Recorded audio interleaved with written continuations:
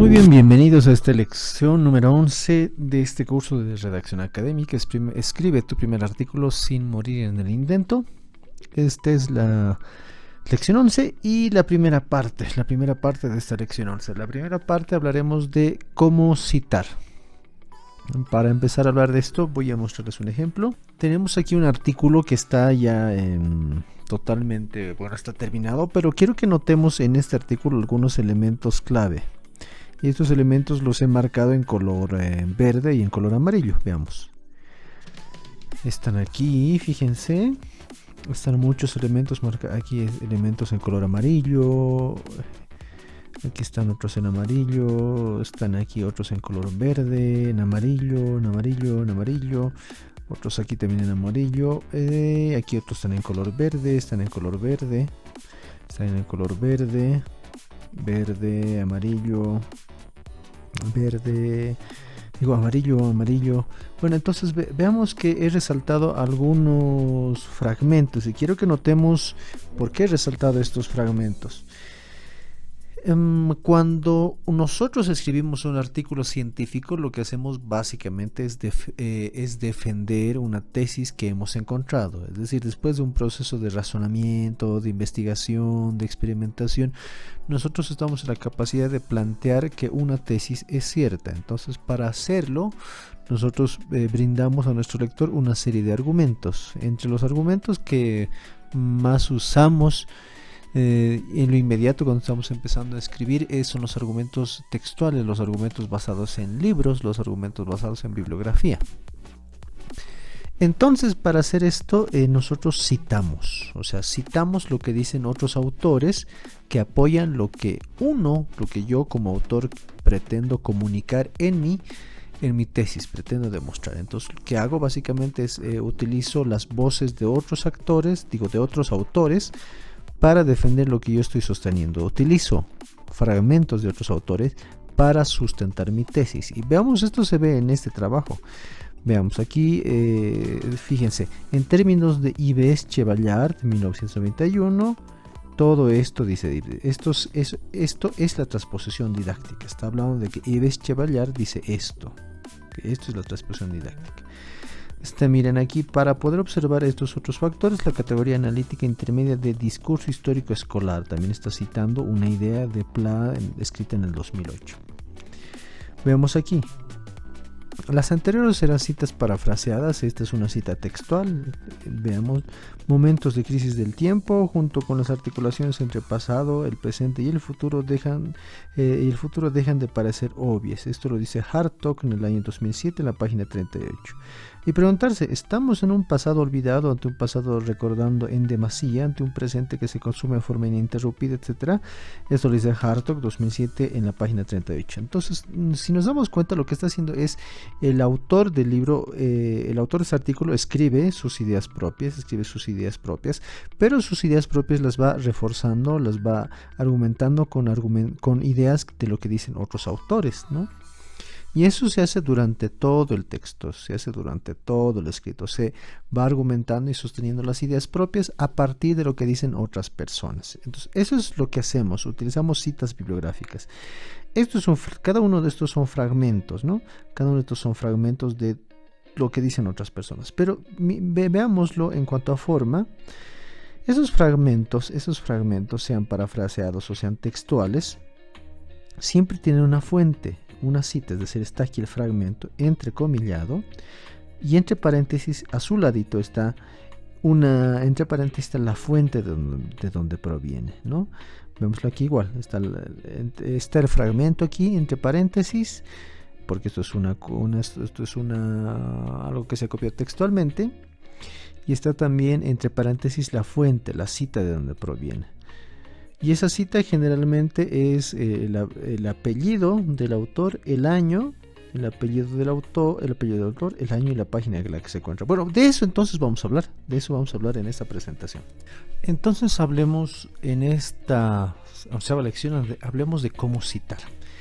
Para entender cómo citar y entender esto que parece muy complejo, vamos a hablar de algo que muchos parecen odiar, y estas son las normas APA. Entonces empecemos entendiendo ¿Qué son las normas APA? Que no ameritan que las odiemos, sino ameritan que las entendamos, porque si las logramos entender pueden facilitar muchísimo nuestro trabajo dentro de lo que es el mundo de la investigación.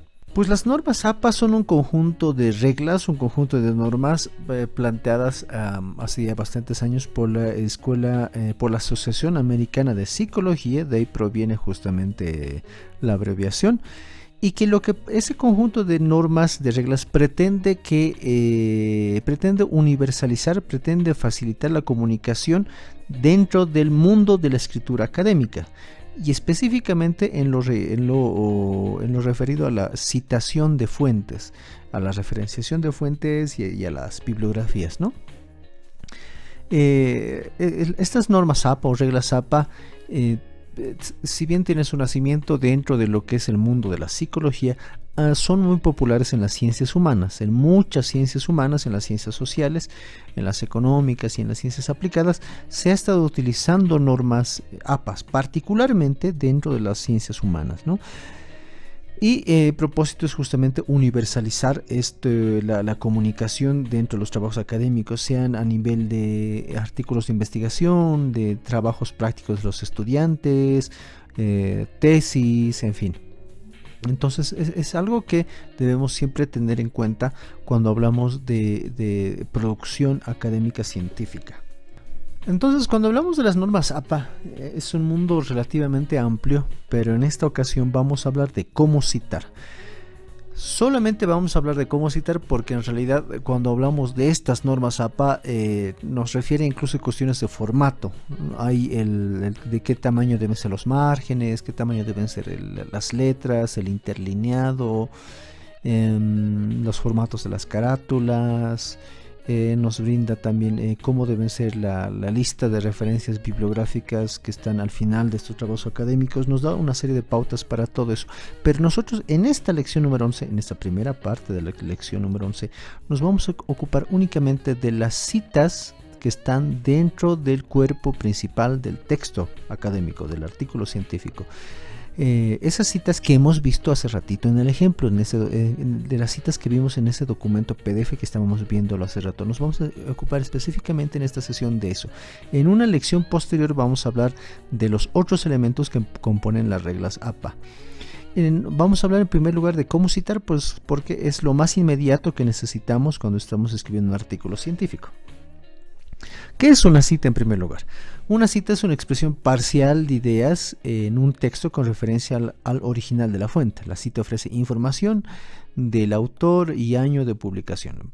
Para entender con plenitud que nosotros estamos entendiendo por cita, lo que hacemos pues en nuestro artículo científico es usar fragmentos de lo que dicen otros autores. Entonces tomamos fragmentos de libros, fragmentos de tesis, fragmentos de lo que encontramos en periódicos y los vamos insertando dentro de nuestro trabajo académico, pero siempre señalando el autor y año de publicación e incluso el número de página cuando es necesario. Esto es pues parte de la argumentación. En una lección anterior hablábamos de los tipos de argumentos y uno de esos tipos de argumentos eran los argumentos textuales. Esto es un tipo de argumentación, una serie de argumentos que utilizamos para sustentar nuestra tesis dentro de nuestro escrito académico. Pues esos pequeños fragmentos que insertamos en nuestros textos, esos son las citas, ¿no? Y donde están también sus respectivas información de autor y año de publicación. Citar tiene una gran importancia porque no solamente con eso estamos dando crédito al autor original de la idea, no solamente estamos atribuyéndole que ese autor tiene el mérito de haber desarrollado esa idea, pues nosotros estamos reconociendo que otro autor. Por eso citamos, porque decimos que no, esta no es mi idea, la he tomado de este autor. Entonces reconocemos el trabajo de ese otro autor que lo estamos utilizando un fragmento de su idea para sustentar yo como escritor mi idea, mi tesis. Pero sin embargo no se queda en eso, sino que cuando hablamos de citar estamos situándonos en el plano del diálogo de saberes. O sea, nosotros siempre hacemos el diálogo de saberes. Dentro de la labor cotidiana hablamos con los vecinos, hablamos con nuestros amigos y vamos intercambiando cosas, pequeños saberes sencillos que nos pueden enseñar cómo reparar un auto, tal vez alguna persona, un vecino, un amigo. Nosotros a cambio le enseñamos otra cosa, pero dentro del mundo académico existe también el diálogo de saberes, es decir, nosotros aprendemos de lo que los demás nos están diciendo y lo que yo digo también puede servirles a los demás. Entonces por eso es diálogo de saberes y en ese sentido es vital hacer un adecuado trabajo en cuanto a citas. Entonces es utilizar ese bagaje que nosotros podemos tener en cuanto a manejar las citas de otros autores, lo que hace sin duda es enriquecer la argumentación que nosotros vamos a dar a nuestra tesis o la contraargumentación que nosotros podemos hacer para refutar la tesis de otra persona. Entonces esto es algo que tenemos que tomar muy en cuenta. Y existen tres aspectos que deben tenerse en cuenta al momento de presentar una idea con su respectivo crédito. Número uno, si se cita textualmente es una cita directa, es decir, hay ocasiones en las que nosotros podemos citar la idea de otro autor y la podemos citar tal cual la ha dicho ese otro autor. No le vamos a cambiar nada en absoluto, le estamos citando tal cual la dice ese otro autor, tal cual, con sus propias palabras, entrecomillando, y en un instante vamos a ver esos ejemplos. O el segundo caso, podemos parafrasear lo que dice ese otro autor, podemos decir lo mismo que está diciendo ese otro autor, pero utilizando nuestras propias palabras. Esas se llaman citas indirectas o de parafraseo. ¿Por qué hacemos esto? ¿Por qué parafraseamos a veces y a veces por qué citamos textualmente a veces y por qué a veces en nuestras citas parafraseamos? Citamos textualmente cuando el autor original ha dicho algo pero tan bien que lo más conveniente es rescatarlo tal cual lo ha dicho en las palabras de este autor. O sea, lo ha dicho tan bien, de manera tan coherente, tan precisa, que cambiar algo pues tal vez tergiverse las ideas del autor original. También en otro caso parafraseamos cuando el autor original quizás ha sido un poco ambiguo, quizás ha sido demasiado amplio, ha dado quizás demasiados rodeos, y nosotros diciéndolo en nuestras propias palabras podemos quizá expresarlo de manera más precisa, de manera más directa, de manera más concreta, de manera menos ambigua, y sin que se pierda el sentido de lo que nos quiere decir el autor original. Y el tercer caso, cuando hablamos de tipos de citas, otro aspecto que tenemos en cuenta es cuál es el foco de atención que les damos a la cita. Si estamos centrando nuestra atención a la cita en sí misma, si nos interesa solo ese fragmento, solo ese trocito de lo que dice ese autor, o si nos interesa esa idea pero acompañada del autor, porque es importante no solo decir el fragmento de cita, sino el autor, de quién lo está diciendo, porque es importante quién lo dice, no únicamente lo que dice. Entonces, cuando se da énfasis en el autor, es una cita narrativa. Cuando le damos énfasis al autor, donde no importa solo ese fragmento de idea, sino importa también quién lo está diciendo. Pero cuando solo nos importa la cita, solo nos importa la idea en sí misma, es una cita parentética, es una cita entre paréntesis, ¿no? Ahí no estamos haciendo énfasis en el autor, sino en la idea del autor. Para entender esto, veamos algunos ejemplos. Una cita textual o cita directa. Esta cita significa que es la copia exacta de la idea original de un autor, y en este sentido pueden existir dos variantes. Cuando la cita tiene menos de 40 palabras, es decir, tiene de 1 a 39 palabras, un caso, y cuando tiene 40 o más palabras. Si tiene de 1 a 39 palabras, se presenta esa cita en nuestro texto de un modo, pero si tiene 40 o más palabras, se presenta en nuestro texto de otro modo. Veámoslo y entendámoslo. Entonces entendamos el primer caso, cuando tenemos una cita textual directa de menos de 40 palabras, es decir, de 1 a 39 palabras. Lo que se hace en este caso cuando la cita es corta, menos de 40 palabras, lo que se hace con esta cita es agregarla en el mismo párrafo en el cual estamos ya escribiendo previamente, entre comilladas y al final señalando la fuente. Veámoslo. Por ejemplo, aquí hay una cita textual narrativa de menos de 40 palabras. Acordémonos que la cita textual narrativa es una cita que hace énfasis en el autor. Esta es una cita de menos de 40 palabras. Entonces veamos algunos elementos aquí importantes. El ejemplo, Turpo, que es el apellido del autor, 2013, nos dice que, comilla, bla, bla, bla, bla, bla, bla, bla, cerramos comilla, paréntesis, página 32, punto. En este caso, ¿qué vemos? Esta cita es de menos de 40 palabras. Como es menos de 40 palabras, va en el párrafo anterior, en el párrafo que nosotros estábamos escribiendo. No hay ningún lío más con eso, no necesita ningún formato especial, no necesita ponerse entre negritas, no necesita ponerse entre cursivas, no necesita ponerse con puras mayúsculas, no se necesita nada de hacer eso, ¿no? Y en este caso estamos dando énfasis, cita textual narrativa, estamos dando énfasis entonces al autor. Entonces dentro de nuestra redacción también estamos poniendo al autor, porque pues lo llegamos a considerar importante, pues porque creemos que el autor es una autoridad en el tema. Entonces por eso es importante rescatar el apellido del autor, porque refuerza más nuestra idea. Decir quién es el autor refuerza más esta cita. Turpo refuerza más decir esto que se está señalando aquí. En este caso lo que hacemos cuando hacemos eso es poner, aquí está el autor, aquí ponemos el año de publicación del libro, del artículo, está aquí la cita entre comillas, y aquí está entre paréntesis también la página de donde se ha obtenido ese fragmento de este libro de Turpo que se ha publicado en el año 2013. Veamos entonces que el año 2013 lo ponemos siempre generalmente al lado del apellido del autor, y una vez cuando cerramos la comilla es recién ahí que ponemos el número de página, ¿no? P.32, página 32 y punto al final. Entonces en el caso cuando damos énfasis en el autor.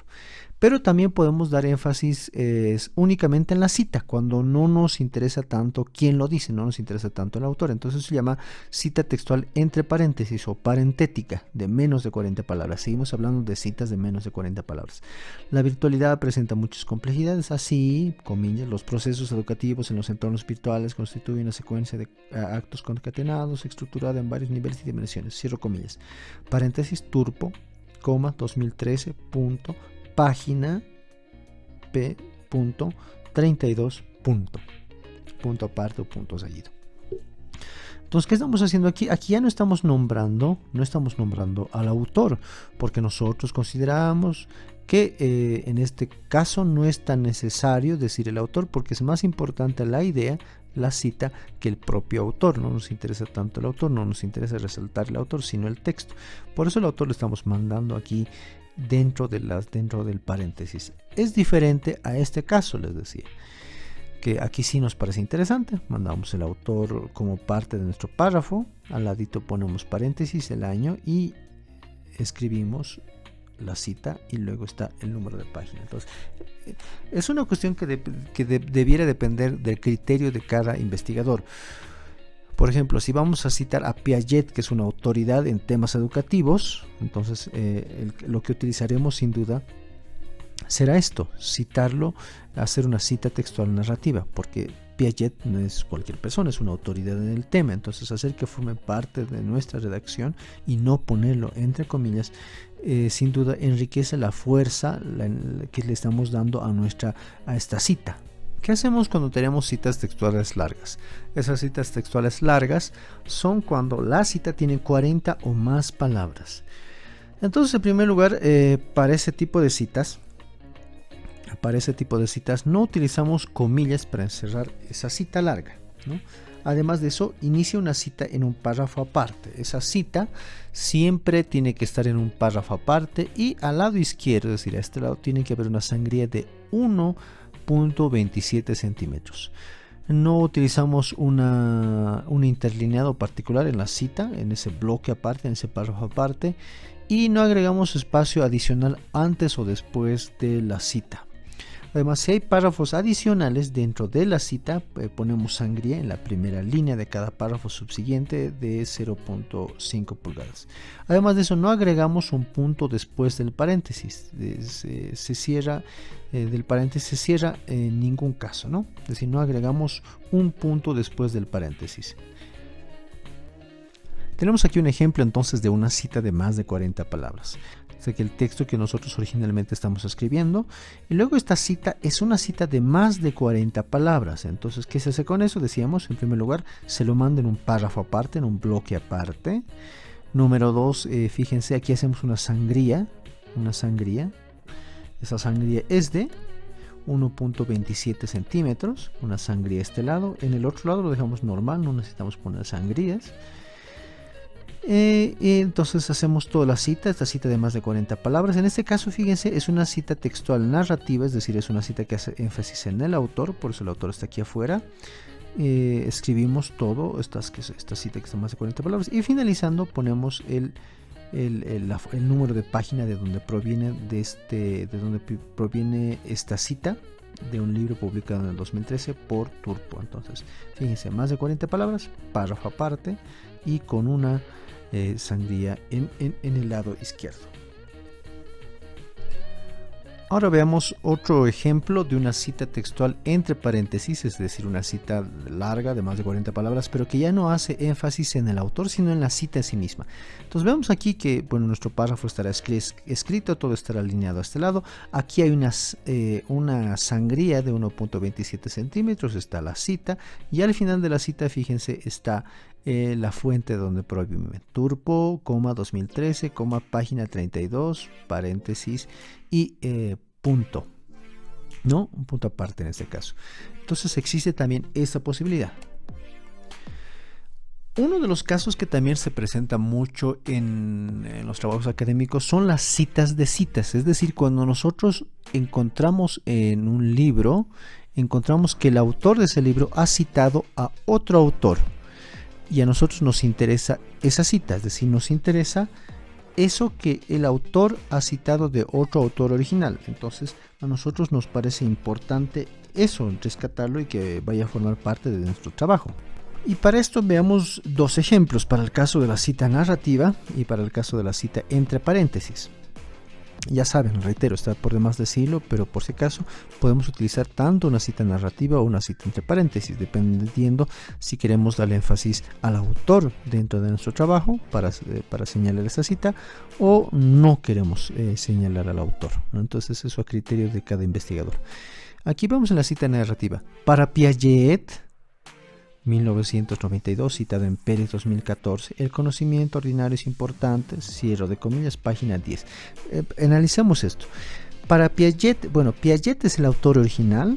Originalmente Piaget ha escrito este fragmento lo ha escrito en un libro de él en 1992, pero Piaget de 1992 ha sido citado en Pérez 2014. Entonces, esta es la manera de citar el autor original para Piaget en 1992.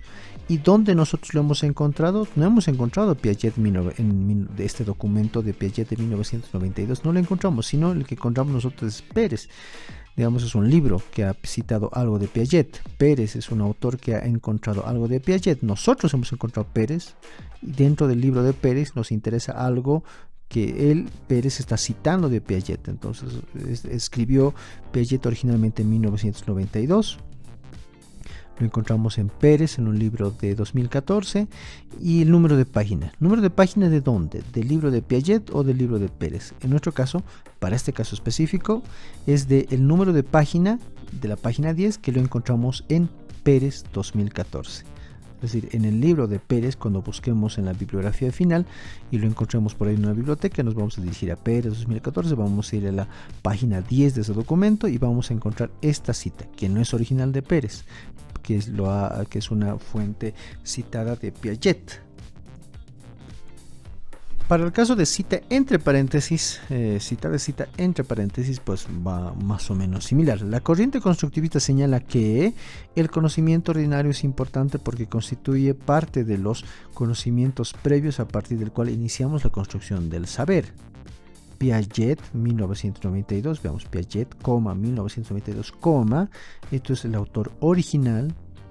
Igual que en este caso, en Piaget es el autor original, que lo ha escrito en 1992, y el autor donde nosotros lo hemos encontrado es en Pérez, Pérez publicó eso en 2014. ¿Y en qué página del documento de Pérez estaba esta cita original de Piaget? ¿Dónde estaba? En el documento de Pérez, en la página 10. Entonces estas son dos variantes, así se procesan las citas de citas. Ahora, lo recomendable siempre es intentar no recurrir a hacer cita de cita, porque no solo porque parezca medio complicado hacer el trabajo de citado, sino porque es recomendable encontrar la fuente original. En este caso es recomendable que nosotros encontremos Piaget, el documento original de 1992. Es recomendable que lo encontremos porque cuando vayamos al documento original nosotros podemos entender el contexto de esta cita. El contexto de esta cita, es decir, de qué manera y por qué está diciendo esto. Porque el autor Pérez puede ser que esté sacando de contexto esa cita, puede ser que haya cometido un error metodológico y esté sacando de contexto esta cita y que tal vez no exprese cabalmente las ideas que se quiere expresar o que Piaget quiere expresar. Entonces, cuando nosotros recurrimos a la fuente original, es decir, al trabajo de Piaget, lo logramos encontrar, nosotros vamos a leer el resto, lo que está antes de la cita, lo que está después de la cita, y entonces vamos a poder entender el contexto y así vamos a tener una idea cabal de lo que Piaget en realidad estaba tratando de decir. Eso es lo que es recomendable, pero no necesariamente es lo que vamos a lograr, ya que a veces estas fuentes originales son medio difíciles de encontrar, pero la recomendación es siempre esa, procurar ir a la fuente original. Ahora hablemos de las citas parafraseadas o las citas indirectas. Les estaba diciendo que cuando nosotros parafraseamos las ideas de otro autor, cuando hacemos una cita indirecta, es porque lo hacemos porque tal vez el autor original, en sus propias palabras del autor original, tal vez lo ha dicho de manera muy complicada o ha dado muchos rodeos o de manera medio no muy concisa, en fin. Nosotros podemos decir lo mismo que dice el autor, pero con nuestras propias palabras. Entonces, en este caso se procede más o menos igual que en los casos anteriores, pero no se utiliza comilla y se omite el dato de la página. Veamos un ejemplo. Los métodos de educación virtual establecen una serie de hechos vinculados y de forma distribuida bajo diferentes niveles y extensiones. Esto lo dice Turpo en el año 2013. Es decir, fíjense, aquí ya no hay nada que esté aquí entre comillas. Cuando no está entre comillas, como es el caso de esto, fíjense, esto está entre comillas, aquí no está entre comillas, entonces aquí asumimos que se está parafraseando. Cuando parafraseamos o citamos de manera indirecta, no ponemos comillas. Y está en paréntesis el año, ya está, el autor, el apellido del autor, aquí está el año, pero en general no se omite el dato de la página, no está aquí el número de página, porque a diferencia de esto, fíjense, el trocito, el fragmento, este fragmento que está entre comillas, lo podemos buscar, lo podemos encontrar ubicando el número de página. Entonces, pensamos siempre en el lector. Si nuestro lector busca en este trabajo de Pérez 2014, busca en la página 10 este trocito, lo va a poder encontrar. Pero esto que estamos diciendo en nuestras propias palabras, no lo va a encontrar nuestro lector, porque lo estamos diciendo en nuestras propias palabras, de quien está escribiendo, de nosotros. Pero no está en las palabras del autor original. Por lo tanto, si es que nuestro lector va a ir a buscar Turpo 2013 y busca estas palabras, no las va a encontrar nunca, porque no la estamos diciendo con las palabras del autor original, sino con nuestras propias palabras. Por eso no se omite el dato de la página, porque aunque pongamos el número exacto de página, pues el lector no va a encontrar esto. Entonces no existe necesidad de insertar el dato del número de página. ¿Qué hacemos cuando nos encontramos con un documento, un artículo o una tesis en la cual no aparece el año de publicación? Buscamos por todos lados, pero no encontramos definitivamente el año de publicación. Entonces, para eso tenemos dos alternativas. La primera de esas alternativas es que utilicemos la abreviación SF, que significa sin fecha, o que utilicemos la abreviación C, que significa alrededor o cerca de. En este caso puede ser así: los métodos de educación virtual establecen una serie de hechos vinculados y de forma distribuida bajo niveles y extensiones, Turpo, sin fecha, porque sabemos que el libro es de Turpo, pero no sabemos en qué año lo ha publicado. Ojo, acuérdense, esta es una cita parafraseada. Fíjense, una cita parafraseada, no tiene comillas. Entonces está, Turpo sin fecha, desconocemos el año de publicación porque lo buscamos y no lo encontramos. Pero en el otro caso, cuando está la cita aquí, cuando no sabemos el año exacto de publicación, pero sí sabemos el año aproximado. Entonces lo que hacemos es turpo C.2013, es decir, alrededor de 2013 o cerca de 2013, cuando tenemos una sospecha de más o menos en qué año se ha publicado. Esto es importante para ubicar a nuestro lector. En esto, acuérdense lo que les decía en lecciones pasadas, siempre pensamos en nuestro lector, no hacemos escritura académica egoísta. Estos datos, el darle por lo menos en qué año aproximadamente se publicó este libro de Turpo y donde hemos sacado esta cita, en qué año aproximado, es también ayudar a nuestro lector a que pueda encontrar la fuente original para su verificación. Entonces pensamos en nuestro lector. ¿Qué hacemos cuando el autor no existe? Existen dos casos de qué hacer cuando el autor no existe, ¿no? En primer lugar, puede ser que el autor no lo encontremos porque por ahí eventualmente el autor se ha borrado, porque las primeras hojas del documento se han perdido y no se señala el nombre del autor, porque esa página quizás ha sido arrancada, no sé, en fin. Cuando no encontramos el nombre del autor, lo que se hace es poner, veamos, aquí tenemos una cita textual, una cita directa, se hace poner entre paréntesis el título del libro, Historia del Magisterio Boliviano, 2014, página 23. Aquí está nuestra cita, comillas, paréntesis, el título del libro, 2014, página 23. Entonces hacemos eso. Esto en el caso de que no encontramos los datos del autor. Aquí en lugar de el título del libro, nosotros tendríamos que poner el apellido del autor, pero en nuestro caso no encontramos ese apellido. Pero como otra posibilidad, cuando hablamos de ausencia del autor, también hay los casos en los cuales el autor original del documento que estamos consultando no quiso que su nombre apareciera y lo borró intencionalmente, o nosotros incluso sabemos que ese documento, su autor no quería intencionalmente, no quería que se sepa que le pertenecía a él, entonces no le puso su nombre, lo puso simplemente anónimo. Entonces eso es una cuestión que también tenemos que respetar. Y lo que hacemos es el mismo procedimiento, fíjense, un procedimiento muy similar, está entre comillas, es una cita textual directa, aquí está el fragmento, comillas, paréntesis, y ponemos anónimo, 2014, el año de publicación, página 23, paréntesis, punto. Fijémonos siempre en la disposición de los puntos, de los paréntesis, las comas, eso es importante, no es una broma. Entonces ponemos anónimo porque pues el autor original quiere quedarse en el anonimato. No, es un caso diferente a este. En este caso, pues simplemente el dato del autor se desapareció, se perdió, pero quizás el autor sí quería ser recordado. En este caso, el autor quiere permanecer en el anonimato, por eso ponemos anónimo. Entonces, este también es un caso a considerar. ¿Cómo citar entrevistas? Cuando hacemos investigación educativa, una de nuestras fuentes más privilegiadas son sin duda las entrevistas. Son sin duda este diálogo con los actores educativos.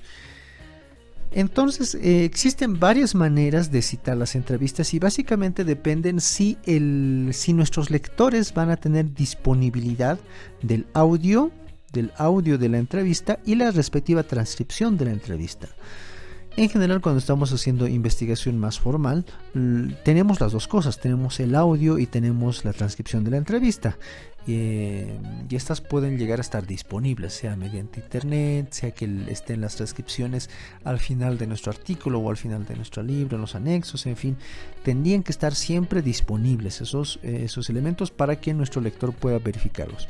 En este caso vamos a suponer que tanto el audio y la transcripción están disponibles para nuestros lectores. Entonces, ¿cómo citamos en este caso?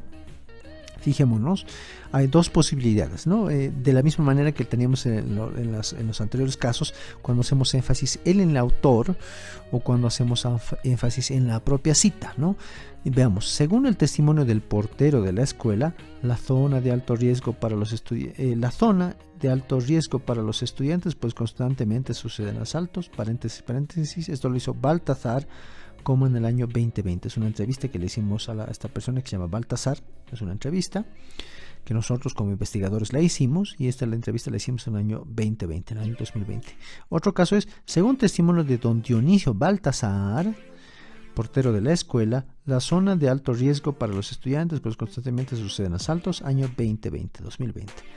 Aquí las variaciones de que aquí estamos, no estamos señalando al autor de ese fragmento, al entrevistado, y aquí sí lo estamos señalando, y ya no lo ponemos entre paréntesis, pero fíjense.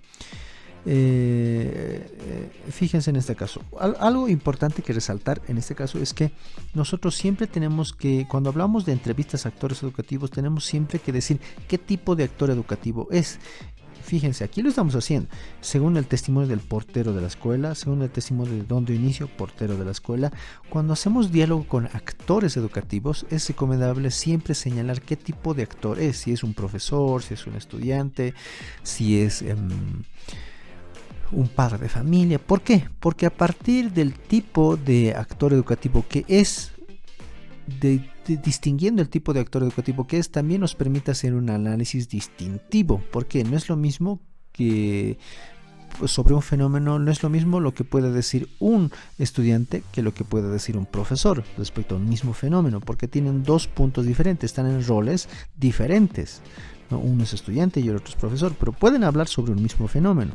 Pero al momento de citarlos aquí hay que hacer esa distinción, porque cuando los distinguimos nos da a nuestro lector y a nosotros mismos en nuestro análisis, nos da más criterio para hacer el análisis de eso que está diciendo el sector educativo, y a nuestro lector también le da ese mismo criterio, ¿no? Entonces es importante siempre distinguir qué tipo de actor educativo es. También nos vamos a encontrar, cuando hacemos trabajo de citado, nos vamos a encontrar que queremos citar documentos que han publicado las instituciones. Las instituciones generales, las instituciones públicas generalmente hacen mucha publicación, y que en investigación educativa podemos utilizar datos o libros que publican el Ministerio de Educación, por ejemplo, ¿no? Y vamos a uno de estos ejemplos. La situación colonial ha marcado nuestra vida actual en la escuela. La situación colonial ha marcado nuestra vida actual en la escuela. Comillas, la educación de perfil colonial se distancia de la realidad, bla, bla, bla. Comillas, paréntesis, Ministerio de Educación, 2014, página 12. Punto. O también podemos utilizar el siguiente ejemplo. Esto es válido, pero esto también es válido. Fíjense. La situación colonial ha marcado nuestra vida actual en la escuela. Comillas, la educación preperfil colonial se distancia, bla, bla, bla. Comillas, cierro comillas, paréntesis, Ministerio de Educación, corchete, Minedu, 2014, página 12, paréntesis, punto. ¿Por qué hay esta variación? Fíjense, ¿qué hay diferente en esta fuente con esta fuente? En esta fuente, entre corchetes, estoy poniendo Minedu, que es la abreviación de Ministerio de Educación.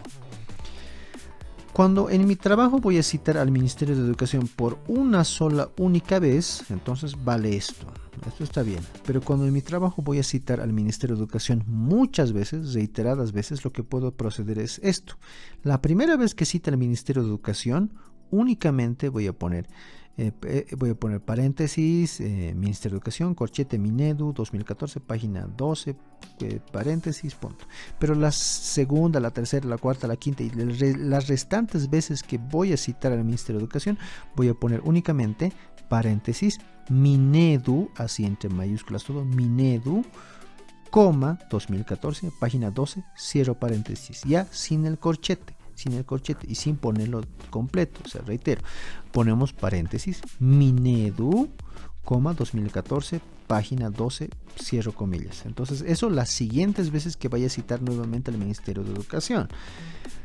Entonces, ¿qué hacemos? O sea, las instituciones públicas, en general, las organizaciones, las instituciones públicas o privadas tienen abreviaciones, en general. Entonces la primera vez ponemos en la abreviación el nombre completo, entre corchetes su abreviación, año, página, pero las siguientes veces que citamos a la misma institución ya procedemos simplemente a poner la abreviación, el año y el número de página, sin corchetes, nada de corchetes, únicamente los paréntesis. Entonces eso es eso para que pues vayamos ahorrando tiempo. Para no tener que constantemente poner el nombre completo de la institución una y otra vez. Ahora también cuando hacemos investigación educativa citamos muchas leyes. En este caso vamos a poner un ejemplo de algo que queremos citar de la ley Avelino Signani y Elizardo Pérez.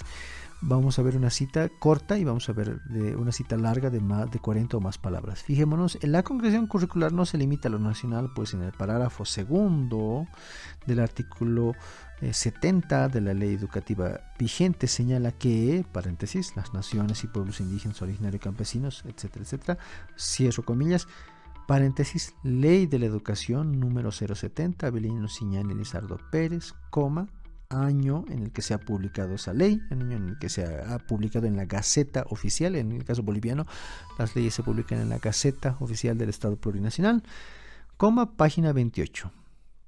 Entonces ponemos el nombre completo de la ley, que es este es el nombre completo de la ley, este es el nombre con el que lo podemos encontrar en la Gaceta Oficial del Estado Plurinacional, que es, reitero, donde se publican todas las leyes, coma, el año de publicación en la Gaceta, coma, página 28. Está en la página 28 de esta publicación de la Gaceta.